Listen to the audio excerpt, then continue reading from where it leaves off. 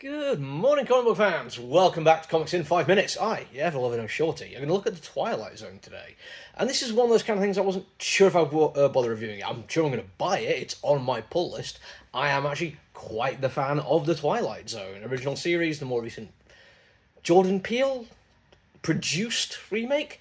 And when it turns up in comic books, it is always kind of fun. I do enjoy this kind of storytelling. Not just Twilight Zone, but Spooky Door and any other TV show-esque thing that does this kind of playing around in an anthology format.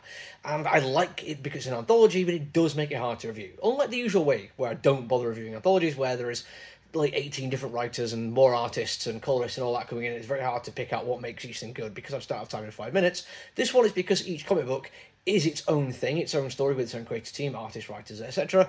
But it is at least still a full comic book. Like, you still get the 20-odd pages to tell the story you want to tell, and you've got room to manoeuvre rather than just quickly trying to bullet point your story. And I'm not going to lie, the fact that Dan Waters was involved was absolutely a reason why it was on my pull list. I said recently, when I reviewed Shredder, that it is the only time I've never really 100% loved a Dan Waters book, and I'd like to say that we are now back to a higher rating, because this is brilliant. It is him doing his book where the seasons are all giant Lovecraftian-esque monsters. It's that kind of way of looking at the world and applying some illogical but internally consistent ideas to it, and just having fun with the thought process that comes out the other end of it. It's also really well written. There's fantastic characters, and I'll get into that a little bit later, but I'm going to take a break for a second before I get too much into spoiler potential kind of territory, talk about the artwork. Morgan Beam is somebody I don't really know particularly well, but I love what they've done here. This is pure black and white, start to finish, and it looks to be not coloured, painted, shall we say.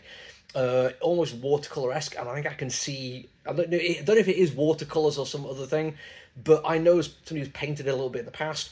Watercolours can pool on a page, and they can add depth and shading to areas. If you're really, really good at it, you can use that to add your own levels of shading exactly where you want it to be. But unfortunately, it is also, as a medium, one which can just happen that way, and you can either scrub the entire page or just leave it in there. In these comic books, we can see little bits of that shading where the paint has pulled ever so slightly, and it's just that little extra level of somebody putting the effort to do it by hand I'm always going to like. And it also really adds to the story later on. There's something about it being in black and white where we do get the reveal of why it is called blanks is far more hard-hitting. I really, really appreciate it for that. Also, it was worth saying that it's in black and white because original Twilight Zone was in black and white, and as an extra little bonus, every single page of this book is in black and white, including adverts and back matter, everything. It's a beautiful, odd little thing to do, and I admire it. But on top of all that, the artistry is also fantastic. It's creepy when it needs to be.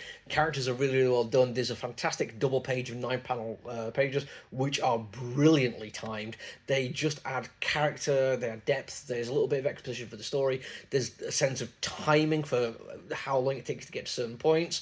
And even though some of it is not the most exciting things to look at visually, it is all done in purpose of the story, and I really admire it for that. In terms of the story, like I said, this now was firing on all cylinders here. It's absolutely brilliant, because we do have a real-world concept worth looking at here, which is exceptionally hyper-wealthy people trying to achieve immortality. This is not a new, unusual thing for storytellers. In one of the more recent episodes of Only Murders in the Building, we get this kind of character. They're out there, and they exist in the real world as well.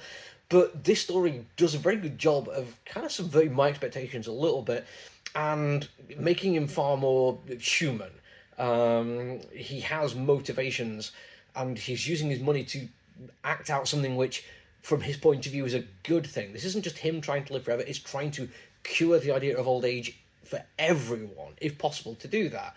And then when we get the inevitable Twilight Zone twist and we see what actually happens, it managed to subvert not just my expectations before I'd read the comic book in full, but even subverting what I thought they were doing within the story they've told me in the previous pages. It's honestly masterfully done, and on top of all that, it also has this beautifully ambiguous ending. We get the reveal of what his cure actually causes, and rather than seeing it all play out beat by beat, panel by panel, page by page, we just get left with this, like, well, what will happen next? How is this going to play out based on what we know of the characters in this world. It is wonderfully done. I just really hope that the next few issues, the creative teams come together and put art and story together and characters and pacing and make every single one as good as this. Because honestly, I love this book. That's it for me for now, though. Until I see you all again. Look after you, everyone. Stay safe. Bye.